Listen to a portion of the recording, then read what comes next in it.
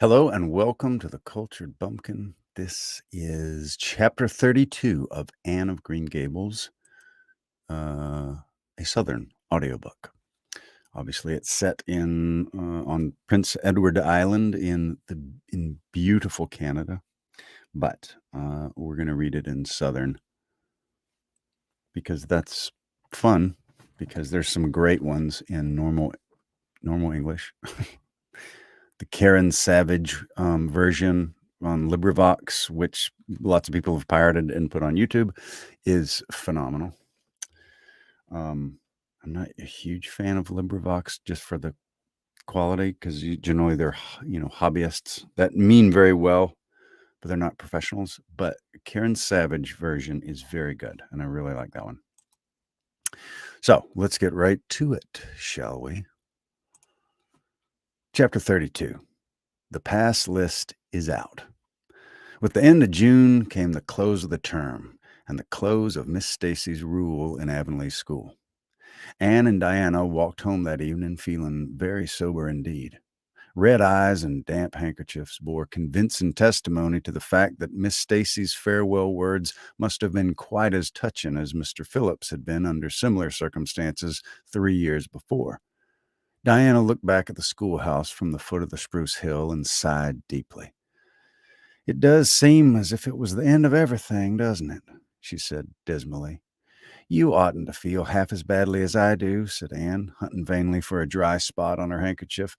"You'll be back again next winter, but I suppose I've left dear old school forever, if I have good luck, that is." "It won't be a bit the same. Miss Stacy won't be there, nor you, nor Jane, nor Ruby, probably. I shall have to sit all alone, for I couldn't bear to have another deskmate after you. Oh, we've had jolly times, haven't we, Anne? It's dreadful to think they're all over." 2 big tears rolled down by Diana's nose. "If you would stop crying, I could," said Anne imploringly. "Just as soon as I put away my hanky, I see you brimming up, and that starts me off again. As Mrs. Lynde said, if you can't be as cheerful as you can. After all, I dare say I'll be back next year. This is one of the times I know I'm not going to pass. They're getting alarmingly frequent." "Why, you came out splendidly in the exams Miss Stacy gave." "Yes, but those exams didn't make me nervous. When I think of the real thing, you can't imagine what a horrid, cold, fluttery feeling comes round my heart. And then my number is 13, and Josie Pye says it's so unlucky. I'm not superstitious, but I know it can make... I know I am not superstitious, and I know it can make no difference. But still, I wish it wasn't 13. "I do wish I was going with you," said Diana. "Wouldn't we have a perfectly elegant time? But I suppose you'll have to cram in the evenings." "No, Miss Stacy has made us promise not to open a book at all. She says she said it would only tire and confuse us, and we're to go out walking and not think about the exams at all and go to bed early. It's good advice, but I expect it'll be hard to follow. Good advice is apt to be, I think. Prissy Andrews told me that she sat up half the night every night of her entrance week and crammed for dear life, and I determined to sit up at least as long as she did. It was so kind of your Aunt Josephine to ask me to stay at Beechwood while I'm in town." "You'll write to me while you're in, won't you?" "I'll write Tuesday night and tell you how the day goes," promised Anne. "I'll be haunting the post office Wednesday," vowed Diana. Anne went to town the following Monday, and on Wednesday, Diana haunted the post office as agreed and got her letter.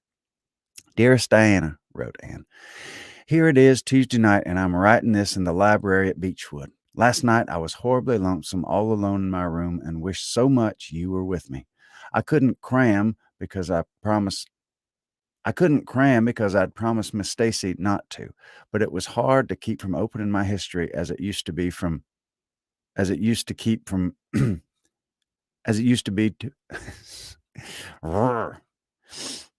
voice actor my foot. As it used to be to keep from reading a story before my lessons were learned. This morning Miss Stacy came for me, and we went to the academy, calling for Jane and Ruby and Josie on our way. Ruby asked me to feel her hands, and they were as cold as ice.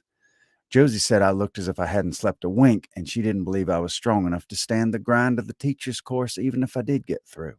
There are times and seasons, even yet, when I don't feel that I've made any great headway in learning like Josie Pye. When we reached the academy, there were scores of students there from all over the island. The first person we saw was Moody Spurgeon, sitting on the steps and muttering away to himself. Jane asked him what on earth he was doing, and he said he was repeating the multiplication tables over and over to steady his nerves and for pity's sake not to interrupt him. But if he stopped for a moment, he got frightened and forgot everything he ever knew. But the multiplication tables kept all his facts firmly in their proper place.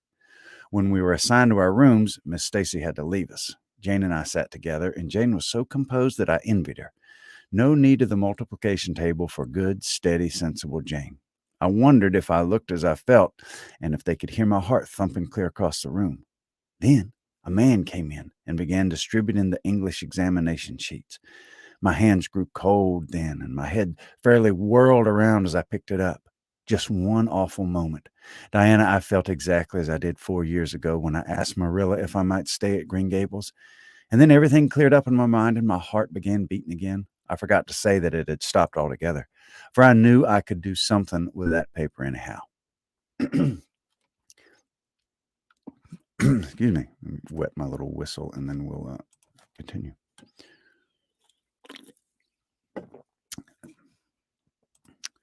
Good evening, Rosalie. Hope you're doing very well. How many chapters are? I think there's 38. Oh, and this is 32. So, yeah, getting close.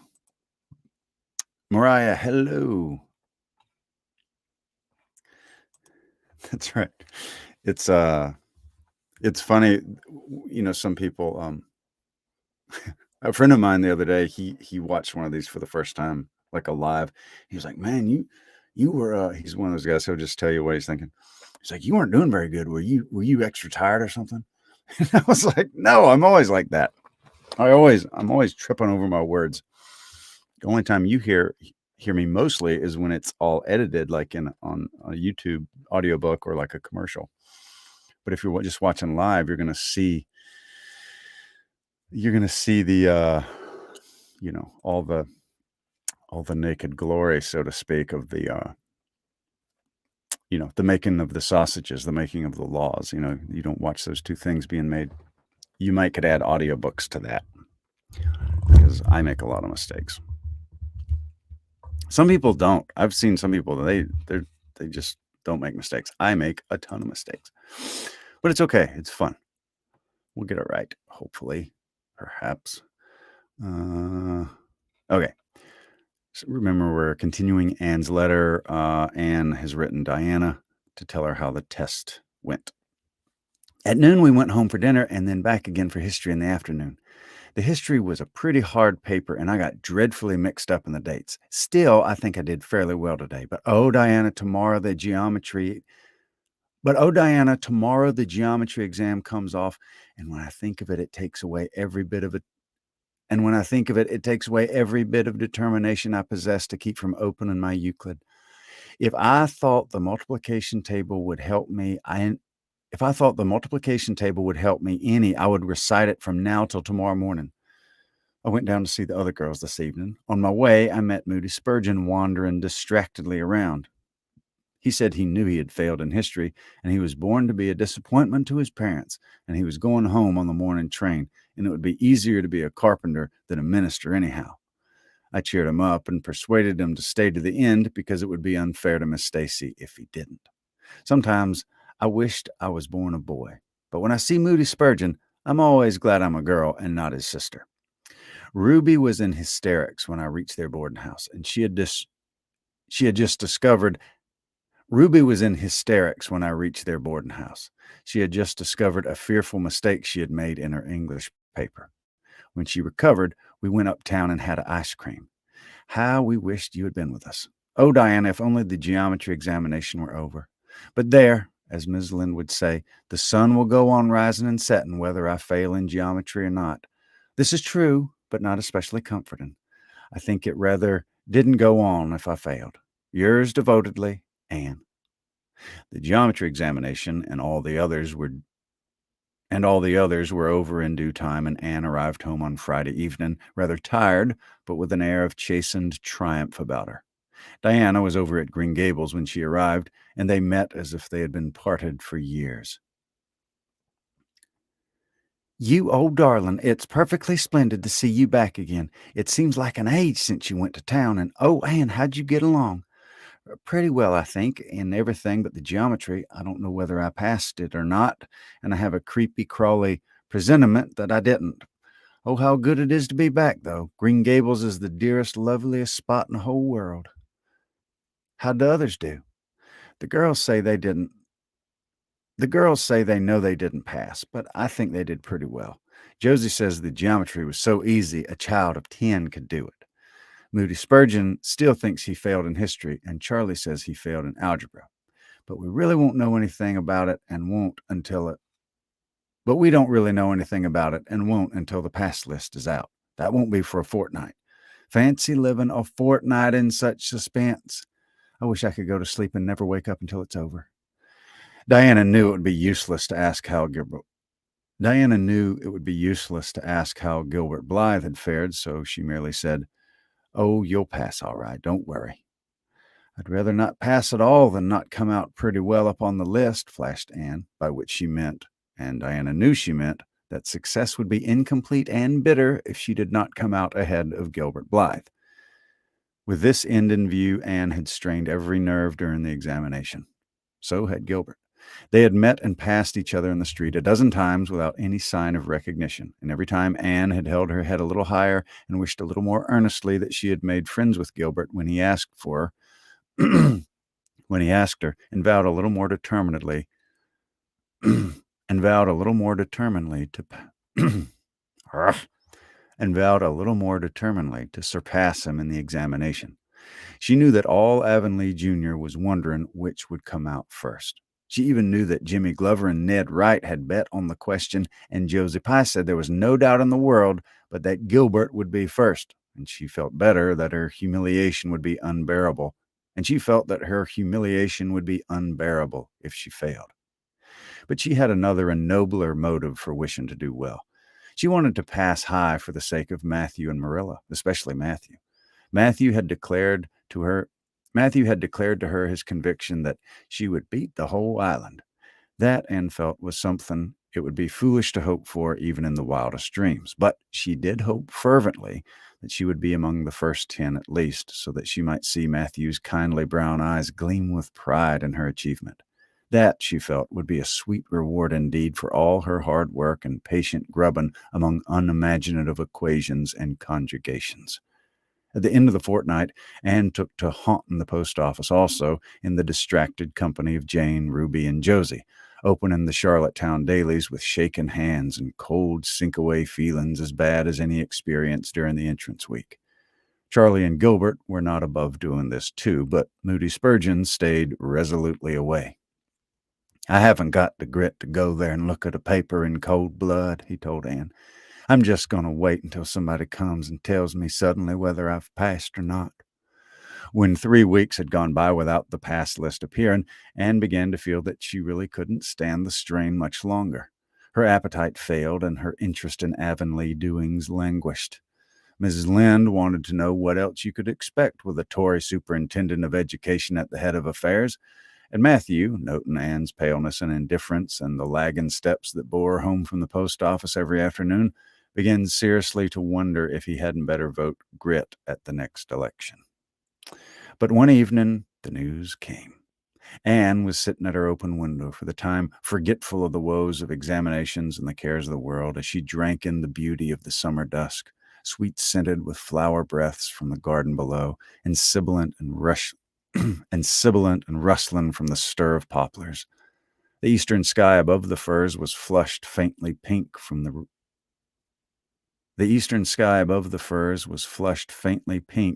the reflection of the west, and Anne was wondering dreamily if the spirit of color looked like that.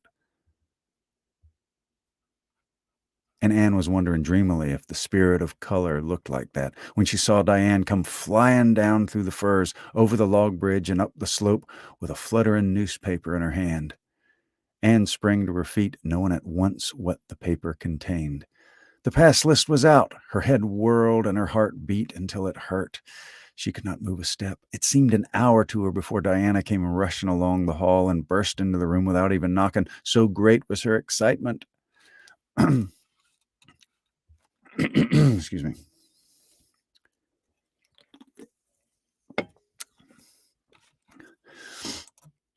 Well, you have come to the right place, Mariah. You have come to the right place. Because there are plenty of them. Okay, Diana comes rushing in. Anne, you've passed, she cried. Passed the very first. You and Gilbert both. You're ties, but your name is first. Oh, I'm so proud.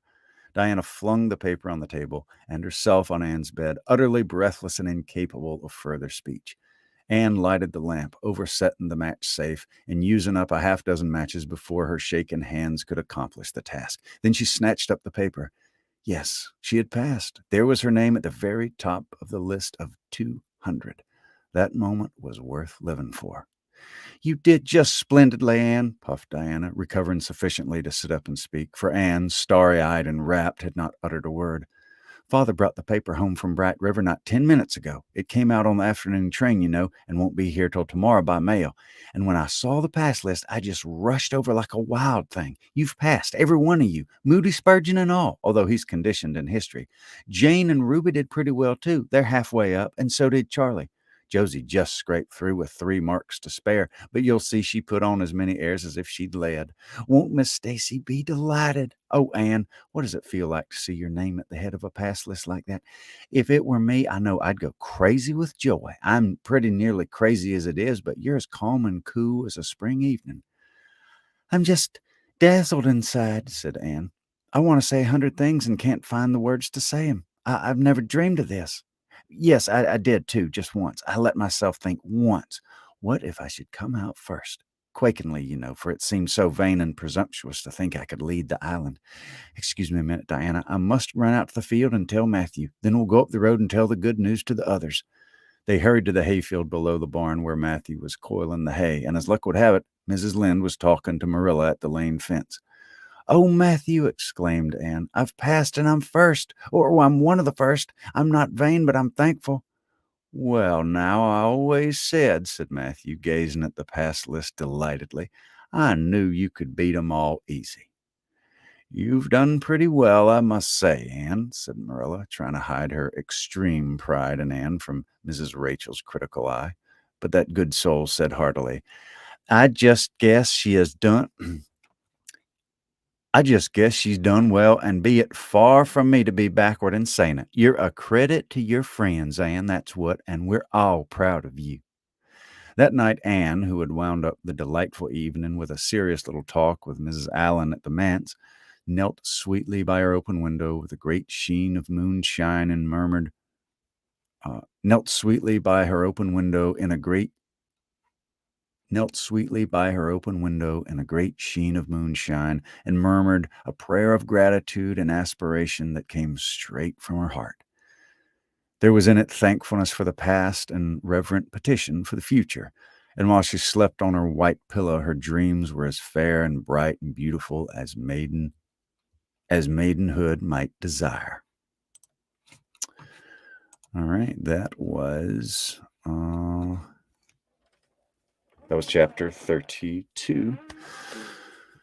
So yeah, and it is hot as the ninth circle of hell in here, and I'm gonna end this thing so I can get in the air conditioner. So anyway, hope you enjoyed that. I hope you have a great see that, look at that bead of sweat. It's hot in here, I tell you. It's hot. Anyway, I'm out of here. Love each and every one of you. Hopefully I'll see you tomorrow for the next chapter. You bet, Lee. Thanks for coming in. Good to see you as always.